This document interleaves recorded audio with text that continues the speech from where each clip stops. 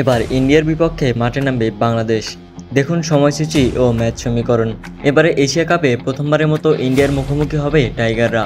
এ পর্যন্ত এশিয়া কাপে 4টি ম্যাচ খেলেছে ইন্ডিয়া, যেখানে সবগুলোতেই জয় পেয়েছে।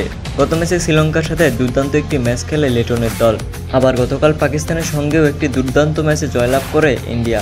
এখন বর্তমান পয়েন্ট টেবিলে শীর্ষে রয়েছে ভারত এবং তারপরে স্থানে রয়েছে বাংলাদেশ।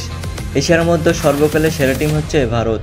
ভারত এ পর্যন্ত মোট 8টি এশিয়া কাপ অর্জন করেছে, যার 6টি ছিল ওডিআই ম্যাচে আর বাকি 2টি টি20।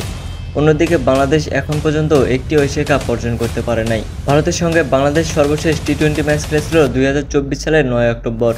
এই ম্যাচে ভারত প্রথমে ব্যাটিং করে 297 রানের টার্গেট দিয়েছিল, যার পরিপ্রেক্ষিতে বাংলাদেশ মাত্র 164 রানে অল আউট হয়ে ম্যাচটি পরাজিত হয়।